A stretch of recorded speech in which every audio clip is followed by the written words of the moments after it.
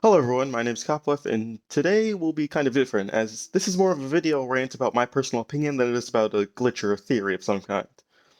Now, I wanted to say thank you for all the wonderful comments I've been receiving and all the people who decided to take the time to subscribe. I appreciate it so much, and it gets me so motivated to get out more content for you guys.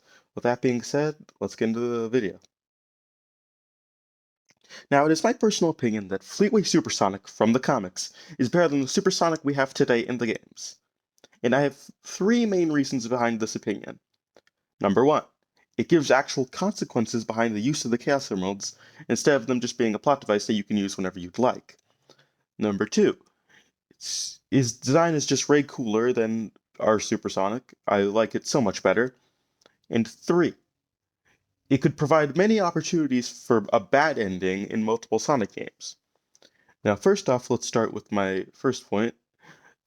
In the games as we have them today, there is no consequence behind overusing the Chaos Emeralds, or in fact using them at all, which doesn't really make sense considering they're literally called Chaos Emeralds, so you would expect some kind of negative repercussion for using them. However, there's none, and that doesn't make sense. Now, if I remember correctly, there was a Sonic the Hedgehog stop motion adventures, I think, where like that is actually explored, and I loved that series so much when I was a kid, and I still kind of like it today. And it expanded so much on the Sonic lore that it made so much more sense than some of the stuff we're doing in the games today, because it outright showed that there are consequences if you overuse the Chaos Emeralds, and they're called the Chaos Emeralds for a reason. Bad things will happen if you use them too much. And I really loved this premise, and I wish it was something that was actually in the games, because it would provide so much like better of it would provide so much more of a like necessity to using the Chaos Emeralds, where Sonic can't just transform into Super Sonic whenever he wants. He has to do it only when the worst things happen. And I know what you're thinking. Sonic already does this. He only turns into Supersonic canonically when like the worst is about to happen. And while I would be inclined to agree, that still means that the option to turn into Supersonic is always there. He always has that safety net to fall back on. It would make so much more sense if Supersonic was only an option if he absolutely needed it. That way, any threat that he goes up against couldn't be just dispelled as, oh, we could just turn into Supersonic and one shot him. It would give more necessity and rareness to be in that form. Number two, or my second reason, Super Fleetway Supersonic just has a cooler design. The Spire, while I don't like how dark yellow he can be sometimes, and I don't like how his skin can be looked at as like orange. If he was like modernized up in like modern era Supersonic was given rougher fur and his classic spiral eyes, I think it could work like more better than actual Supersonic could in the games, as we see briefly a reference to Supersonic while fighting the end as we go Supersonic 2 and Sonic finally uses all the glitch energy or whatever it's called. In a small frame, we get a slight reference to Supersonic where Sonic has spiraled eyes and sharpened teeth. And I actually really loved this. I love this nod to Fleetway where it showed that overwhelming power can kind of interrupt Sonic's like own thoughts and mind. This gave so much more consequence to the form where Sonic had to get out of the form as quick as possible and quickly like help Eggman fire the gun to destroy the end. Imagine that necessity, but with regular supersonic. Like, where the necessity of he can kind of control it, but he has to go as fast as he can to defeat the boss before he loses himself. And my third point is that it could provide some multiple good opportunities for bad endings in the different Sonic games. I'll use an example of this as like the background footage of Sonic 2 we're currently watching. Now imagine this. Throughout the game, you go to the post and you collect the Chaos Emeralds as normal. And once you get all the Chaos Emeralds, you get the message Sonic got all the Chaos Emeralds, Sonic can now turn to Super Sonic, but don't overuse this power. Now, now, this is how the game would go so far. You could turn to Super Sonic three times before you're locked into a sort of bad ending. If you only turn to Super Sonic three times or less than that, you get the good ending, or the normal ending, with where you go defeat Robotnik and all is well with the world. However, if you don't collect them, you still get the normal bad ending, where it's like the good ending, but you just don't have the Chaos Emeralds.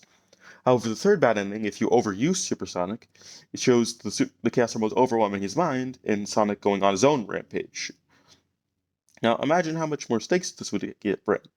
Well, for gameplay, where it's like you're trying to defeat all the bosses as fast as you can, but you but if you turn into supersonic when but you can only turn into supersonic when you absolutely have to. It is a last resort of some kind because you can only do it a set amount of times in gameplay. So if you're stuck at a tricky boss, you can decide to use supersonic, but if you do, you can't keep doing that. It provides consequences. Another example how this could improve gameplay is in Sonic Frontiers. Now, we already know the urgency of how in like the battle against Giganto, like you have to defeat him as fast as you can before your ring count goes by. Now, what if the concept of ring counts was temporarily thrown out the window for modern Sonic games? Leave the concept of rings being what fuels Supersonic in like the Genesis games, and we'll move on from that in the more modern areas where now instead of the rings being Sonic's time limit before until he turns back to his normal self, instead it would be his like willpower. Sonic would have to like re-exert his willpower over the Chaos Emeralds to keep from turning like completely crazy like his Fleetway counterpart. So while he is supersonic, he has to try to defeat whatever enemy he's fighting as fast as he can, or risk losing his mind. That provides so much more of a sense of urgency than a ring count, as with rings you can just most of the time you can just go find more. However, Sonic's willpower, it truly gives you a sense of time limit as Sonic can't keep up his mental walls forever. He has to defeat the boss before he loses his mind. In Sonic Frontiers, this could be an example of with like Supersonic 2 and Sonic's glitch super form, which I don't know if it has official name. Those two things could be extra challenging as it would like take more of Sonic's willpower to hold back his crazy side. Now, imagine how much more riveting gameplay that'd be, where it's like you have to balance defeating the boss with also doing as the main point in Frontiers is doing as much damage as quick as possible. It would provide plenty of stakes with Supersonic. It would, quite frankly, in my opinion, make more sense than rings being what holds like supersonic Sonic's form, especially considering the rings are not canon to the actual lore. In Sonic the Hedgehog, or the Sonic the Hedgehog Twitter, acknowledged that it acknowledged that the rings are not canon at all. No one sees them in the real world.